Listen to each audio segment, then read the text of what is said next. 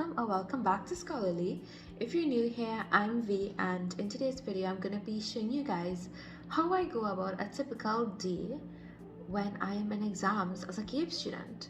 As of right now, it is the 13th of May 2026, and I don't have any exams until next week Wednesday, so basically a week-long period. And I actually have 3 exams next week Wednesday, Thursday, and Friday, so I do have quite some things to prepare for. Now, to be honest with you guys, this is more of an experimental routine than a routine that I have been following. I'm going to be honest, this exam season has been a little, well, not a little bit, but really busy, as exam seasons are usually. I did prepare for this exam season to be a little bit more organized, but it didn't go in that manner, and that is totally fine. I just need to figure out a way now to, fix it up, and I'm sure that I'm not the only person who is going through this problem. So I would just love to show you guys and share like tips in between of how you can balance, your time during exam periods like CSEC, CAPE, whatever, other exam like SEA. I believe there's also CPEA, and I know this exam as NSEC. I don't know if it's still called NSEC.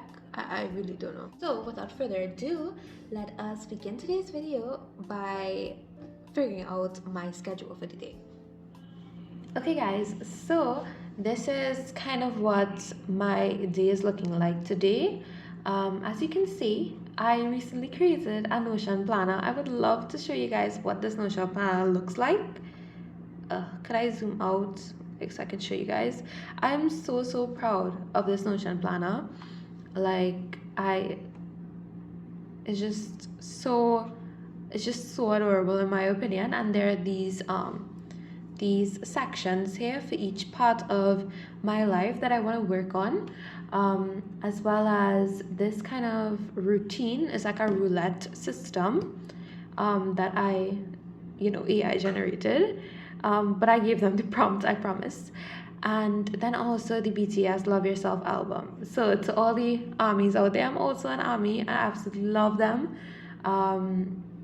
And if you guys actually want me to do a tutorial on how to set up your Notion page like this, how to get your albums, like your favorite songs, to be on your page, I can definitely do one of those kind of tutorial videos. But other than that, I am going into my planning hub, and in the planning hub, I go into my page specifically for that, and it's separated into weekly goals, then daily goals, a weekly planner, daily planner, and then a monthly planner. And this is just so that everything can be referenced on one page. So I know that today these were the general tasks that I had to get done, and once I know the general tasks, I can come here and plan out, okay, where is everything actually gonna go. So for example, like this morning I did like my Bible study and my journal, and then I had to do the systems revision, which is basically where I started creating like this roulette system. Where did it go? Oh god. Yeah, which is basically where I created the roulette system, and then I also fixed up the Notion and stuff so that there is just a seamless flow from here. And then I also I tried to update the calendar. Oh god, the content calendar. Can I do this? Yeah, I tried to fix it up a bit, but as you can see, I'm gonna need to pull some things down because I clearly have not been posting like I should be posting. So some of this stuff has to now move down to the next set of days, and then I'll definitely start getting on these things. Yeah, so that is the first step. So tip number 1, as I said, I'm really sorry this is so unstructured, but tip number 1 is to figure out your system of running your life. So what I highly recommend using Notion if you're somebody that prefers a digital, like a actual digital planner, or you're somebody that prefers a physical planner, then those are fine as well. I just think that this platform is the best option for me because I'm able to do so much in one place. Of course, there are some planners out there, some free ones that allow you to do all of these things, but I like the customization behind it and making it look like how I want it to look. So I highly recommend if you're able to do this, or you know, you guys can't do it, but you would like a Notion tutorial to possibly, feed off somebody else's one. Like they have a marketplace now. It's all, most of the stuff are free, and you can get these type of templates pre-made without having to do it yourself. So if you guys want a tutorial on how to build a Notion from scratch, or basically how to use um, pre-made Notion templates from the marketplace to actually create a full-on MySpace hub, I can definitely do that because I am not going to take full credit for this space that I created.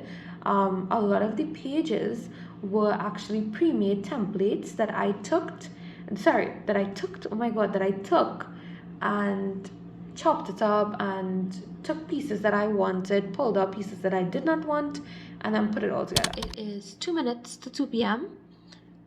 2 to 2. um, and I need to study econ, but I really want to like give you guys my top 2 tips if you are studying last minute for exams. Number 1, summary notes or crash course notes. No, you do not need to go sign up for the actual crash course. There are a lot of past crash courses where the notes would have been posted online. Just learn those notes, right? Like, I mean, it is up to you if you think that you need a little bit more of an in-depth study and you would prefer to go back through your notes in full detail. But I will tell you this, if, well, I mean, some people could pull it off, but most of the time it is really, really hard for us to be able to learn all of that content in one go. If you think you can do it, then by all means go ahead. But be realistic with yourself. If you know you're not going to finish, then you should be using crash course material. And for topics that you're 100% sure you do not know, like you need to have an in-depth study, then you can do like full-on study notes, textbooks, things like that. Second thing, your past papers. Now, let me be very clear when I tell you, if you're doing CAPE, right, this CAPE, for CSEC, I would say you can probably take the risk if you're unable to actually study and do past papers and prepare for the exam. But for CAPE, most of the time, there is no trend. There are no trends in the questions. The questions are super random, and the questions are mostly new every year for the paper twos, which means that the past papers can help you learn to answer questions, but it is not going to teach you content, right? And also, like, the CAPE examinations have generally, at least for my subjects, we have a question per module, which means that out of all the topics you learn in a module, only like 20% comes. So you never know what can come. So I'll definitely say, like, especially for CAPE students, learning your notes and then pairing it with your past papers, or using your past papers to no, not using your past papers, using your past papers to help you learn to answer the questions. That's the approach you should be taking, not simply depending on the past papers to teach you content. Because at least from my couple months of experience in CAPE and writing 2 exams so far, the past papers alone can't do any justice, in my opinion.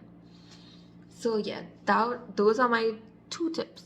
Okay guys, so I have put up all of the materials that I need.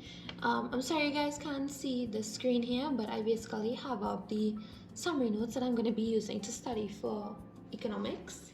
I've got my trusty blue waters bottle. They've never failed me. And then I've got my iPad with just a blank screen because sometimes I just like to do some active recall. It's honestly the best way to get content down. And basically, what I would advise to you guys is that you study one page at a time, depending on how much content is on a page. For this specific crash course sheet, I can afford to study like a topic, so there are like subheadings. I'll study one subheading at a time, and then I do some active recall. And honestly, it's like the best way for me to study. An active recall, you just get so much done at a time. And what I also suggest is that in the last couple of minutes of your study sessions, you go and you plug in whatever notes you did study, and then get an AI to ask you questions in accordance to the exam that you're writing. So whether that's CSEC or CAPE.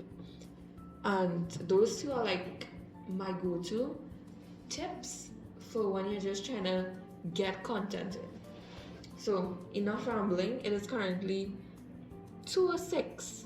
I need to start my timer because I need to do the Pomodoro method, just because it's just healthier for me, or else I'll study here for ages and ages until I burn myself out. Okay, 25 minutes on the clock. We're gonna begin. Oh no, I forgot to say a prayer. Okay, so 25 minutes starting now.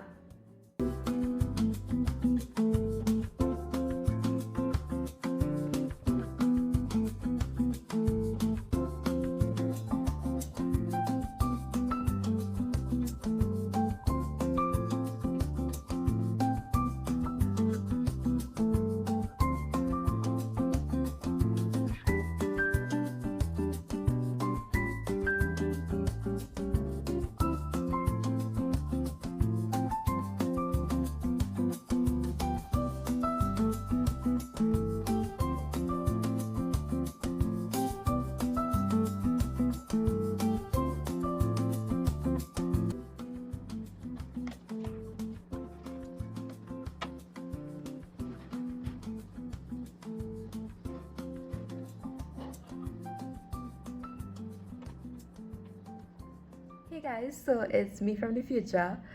So I'm gonna end this vlog here. It's actually the next day, and after that, I kind of spent the entire evening, honestly, just trying to finish editing this video.